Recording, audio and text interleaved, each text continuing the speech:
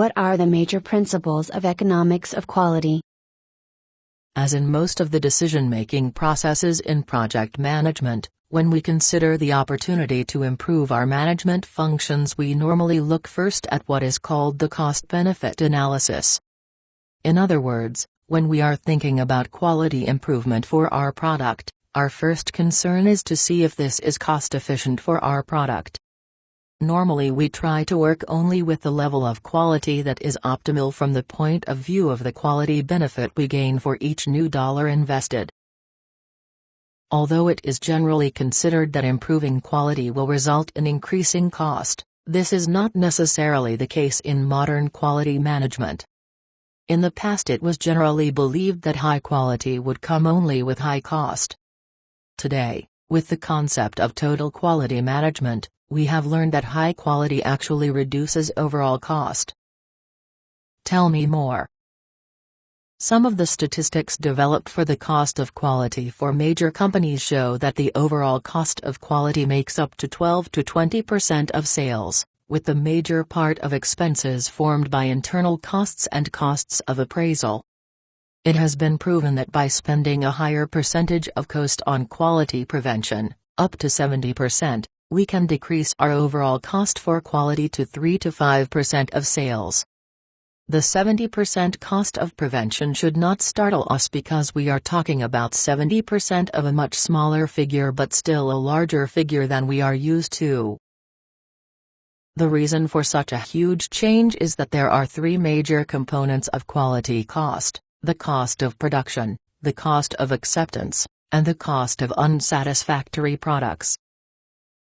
What is known as production costs will actually increase in the case of increased quality because it will consider using better and more expensive materials as well as improving tools and equipment and increasing labor cost. Acceptance costs include cost for inspection as well as costs for quality management in each of its three parts: quality planning, quality control, and quality assurance. This part of the overall quality cost can actually go down with the introduction of new quality management concepts because it may allow a significant decrease in the number of formal inspections needed. However, the largest class of expenses saved with the introduction of new quality practices has to do with unsatisfactory costs. This includes the cost of the replacement of defectives, repair of defects cost, customer goodwill, and even such an important cost line for the company as the cost of liabilities. It is easy to see that some of the aspects of these costs have huge influences on the company, especially those having to do with customer goodwill and follow-up on orders. In general, this way of looking at overall costs of quality improvement has a lot in common with the life cycle cost approach to project cost management as discussed in Chapter 3.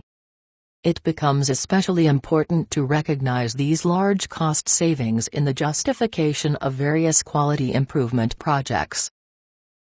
The other very important issue that needs to be considered when making decisions concerning the cost of quality for your project has to do with any cases in which people's lives or health is at stake. In these cases, normal cost-benefit analysis becomes useless and even dangerous. A number of companies throughout the world, including some of the giants of production, have proved by their negative experience that the attempt to evaluate financially the cost of improving the quality of products can lead to some potentially serious injuries to people that result from poor quality characteristics and can ultimately bring the company some really serious financial losses.